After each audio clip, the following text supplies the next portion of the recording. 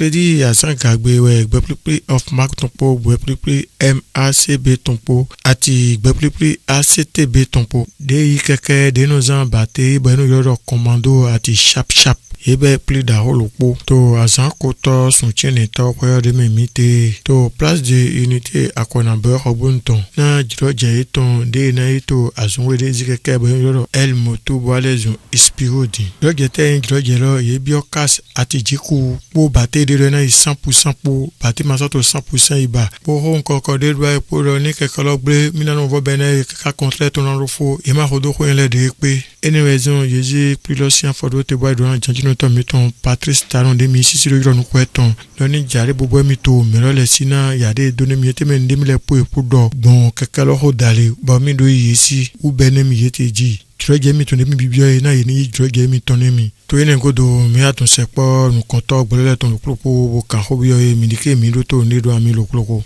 ne mi wa wa indo mi ho keke électrique bo de mi ka le gbon do na igbon de do na mi gbon mi ma wa to mi modo mo o mi ba de marche le bo ye de bo mi na comprendre mi de bo ye na pon do e di metafu e di anarque e do gayi e wa chi di mo bo mi se bodo yego bo ka do nele hia edo de mi na ho keke le mi dogbona mi o batterie mi ton au 100 km où mi donna mi par exemple au pota on y de to comme na keke le po on y nzenie ye donna mi do sharp 100 km où na bayi batterie ton na bayi bodo commando 70 km où na bayi mais à notre grande surprise ye wa je kan dépôt na batterie légi bo sharp e gbezi par exemple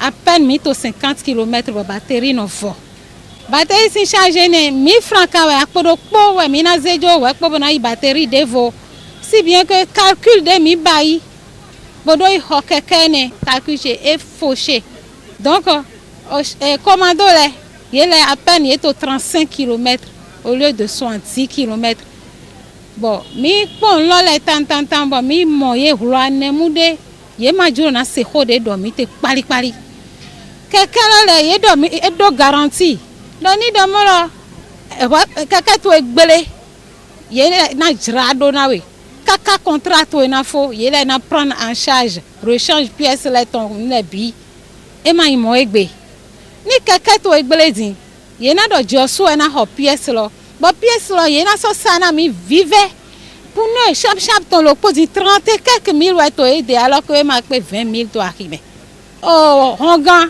mi ton awe keke do hongan lo awe do lo po eze na mi ni hongan to enwezi hongan to egbelezi 10 000 ouais do jenko e ya e wa ze do 8 000 donc 8 000 wa na zejo donc nde pe ma yin pe vito keke logo mi to ahwa do bo yo to gan ni wa si se nde to jijera he mi po keke po mi ho keke bo elezun ku to koro mi. Merci, monsieur le journaliste. Le but de notre rassemblement ce soir, un rassemblement sur lequel vous avez vu tant de monde, utilisateurs de ces motos, c'est-à-dire il y a les utilisateurs de motos commando et également les motos chap. Et dans les motos commando, il y a deux catégories. Il y a la catégorie des privés et la catégorie des MBT. Quand on dit MBT, c'est ceux qui ont remis leur moto, Bajaj ou je ne sais quoi, avant de prendre la moto commando. C'est ceux-là qu'on appelle MBT. C'est parce que nous sommes confrontés à d'énormes problèmes, d'énormes difficultés qui ne cadrent pas du tout avec le contrat qu'on a eu à signer avec la société M-Moto. Le premier but visé, c'est de faire comprendre nos difficultés aux plus hautes autorités de ce pays. Je veux nommer le président Patrice Talon.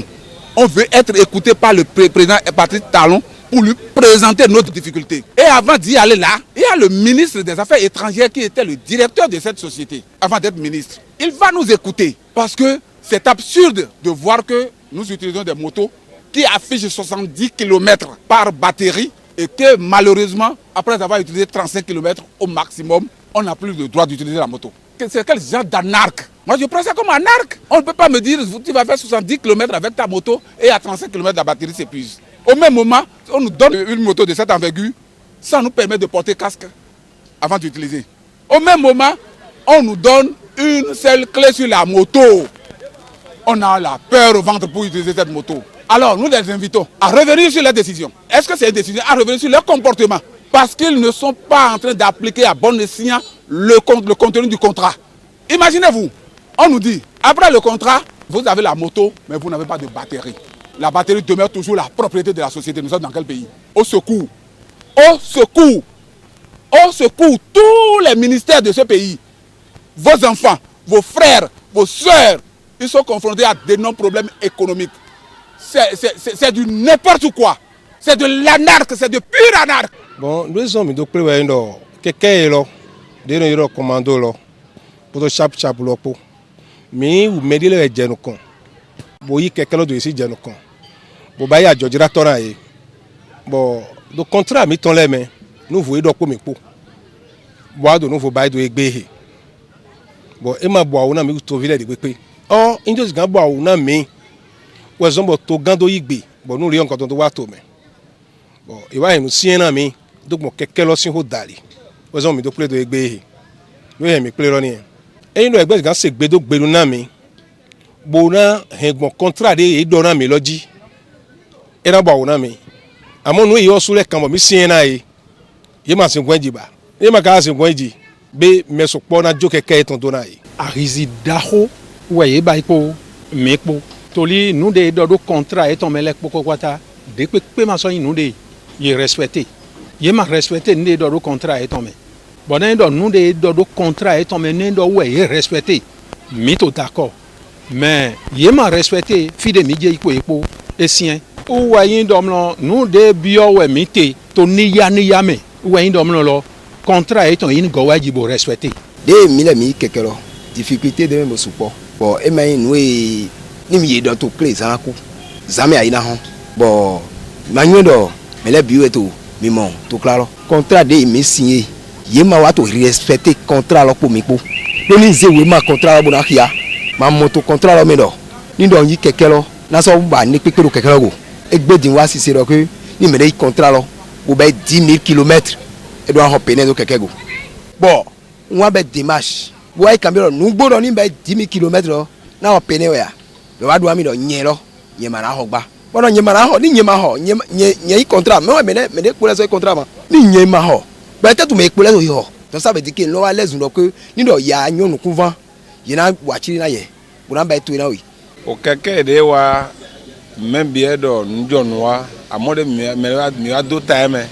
Oku ele ko jina mi bon e ka yin ko ko ya mi se po me ran que yon wa to ma gbero me mi do mi an ko bo jirado ye makaba na se gbe mi ton ni mi do ko na yan ke ye wa le ko ye ma so ne wa do adon ke kerosene ajoran le matin ye si je na monter bo so fun ba ko deji batterie nu le bi patapata ye an go bi pon ni ma ka go pon jan we be o gbono we mi kan no mi ajo gbodo bo yi kan mi ton.